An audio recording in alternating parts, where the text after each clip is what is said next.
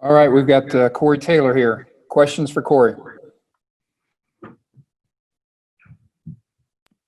you doing, Corey? I'm good. How are you? Good, good. Just asked, basically, bowl game, man. It's here, first time. What's the mindset? I don't really even have a good question for you. Just how you feeling before?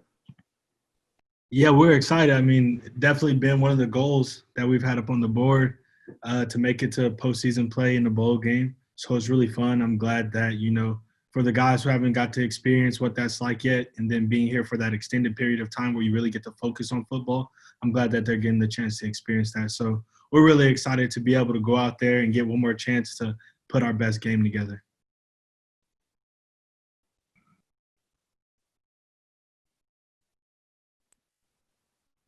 I guess what does it mean to, get to this point? Like, I know you guys came up short on the conference title, but you guys are in a bowl game. I mean, how does this springboard the program moving forward? We're facing a team that we traditionally don't face, Corey. I think it's really helpful. I think being able to make it to a bowl game in and of itself is a pretty big achievement. And I think that with this season as a whole, the team has really seen the potential that we have, and there's a lot of sparks.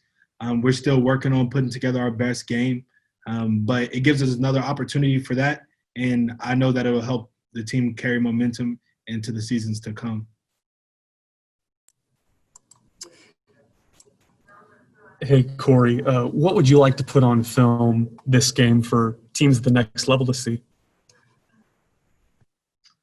I think, a combination of things, but I think, just my running style, that I'm a physical runner, that there's vision there, and that I'm a leader on the field, and I'm able to make plays, whether it's in pass protection, whether it's running the ball. Anything that the team needs, that I'll be able to go out and contribute. Is it hitting you finally that this is the last time you're going to be putting on a TU uniform? And Oh, I yeah. guess, like, what's your thought process of the whole week of practice and, everything? Yeah, most definitely. It's been hitting me a lot. Today's kind of been, a different day, just realizing that this is my last day putting on pads to be out on that field, out on Skelly, practicing with this team.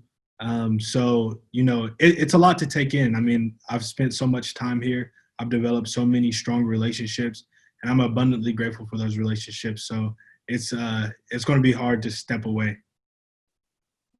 Do you have a favorite run or a favorite memory, or is it the memory that you're going to be playing in a bowl game for the first time? Well, I got to contribute a little bit in the Miami Beach Bowl that year on special teams. Favorite memory, I always go back to, because it's, it's the last time that I'm playing with this team. I also, completely reflecting, looking back on the first time I ever got to step on the field and really get some playing time, which was at Houston my freshman year when I was able to score on my first carry. And that was an amazing moment. But other than that, I mean, this year we had so many highlights and crazy finishes. I think back to the Tulane game. I mean, things like that you'll never forget. I'll never forget the feeling I had, the type of anxiousness and nervousness, like when those last seconds were coming, and then, that feeling after the game when it almost feels like a miracle. But obviously it's the work that all the players put in over the years and all the amount of time. So I'll remember all of those things.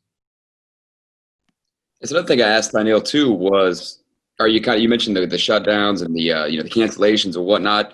I guess, are you kind of maybe not surprised, but the finish line is here and you guys basically made it to the end of the season. I mean, were there any kind of doubts when all that, I guess, the cancellations and even before the season, that you would get to this point, and now that you're finally here, is it, I guess, surprising? Oh, yeah, for sure. I mean, at the beginning of the season, I don't think anyone really anticipated, that we would make it this far along this well. I mean, as a team, this school has done such an amazing job as far as, being on top of COVID cases and things like that. So I'm ecstatic, the fact that we've made it this far when it didn't seem very likely in the beginning.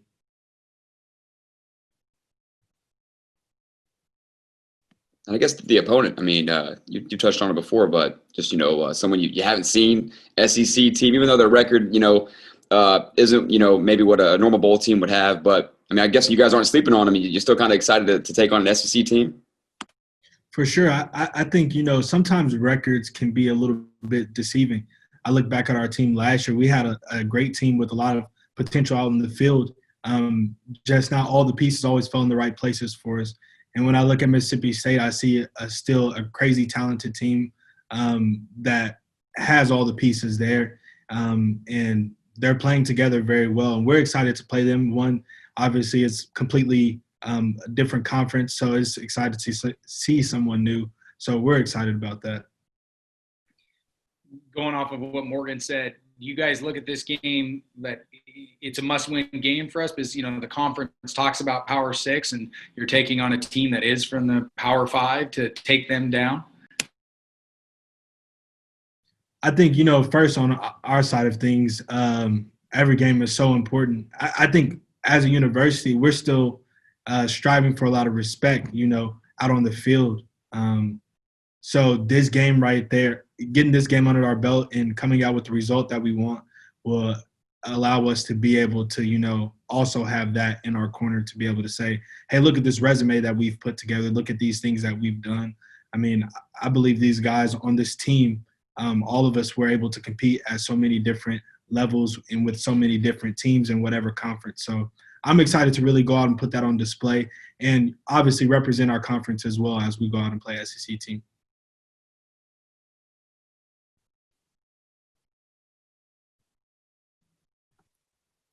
Anything else for Corey? Just because we talked about it every time we talk to you, the update on the music thing, I mean, the year's about to be over. I mean, have you seen, I guess, growth and what you wanted to out of that endeavor? Yeah, we've seen a lot of growth, and I've seen a lot of things that I've wanted. I've also learned so much, which is something that you can't really take away. I think experience is so important to like the industry and with anything in life. And so I'm really grateful for the experiences that I've gained so far. That's helping me to be able to really, perfect my craft in the future as I move on in life and get out of the college setting. So I'm excited about it. It's helped propel me in a lot of ways and areas. And I'm excited to see what's next. And Corey, since there's some people on here that aren't familiar, just give us a little nutshell, your record label, name of your record label, and just how you got started. Yeah, I started Resonant Sound this past summer officially. Kind of had the name before and kind of did the same things, but we made it all official this summer. We have a total of 4 artists, myself, Chris Paul, Jordan Dora, and Mia Darden. Those are all TU students, and we're creating music, creating poetry, creating media content, visuals that we believe in and that we hope that people get the chance to enjoy and digest.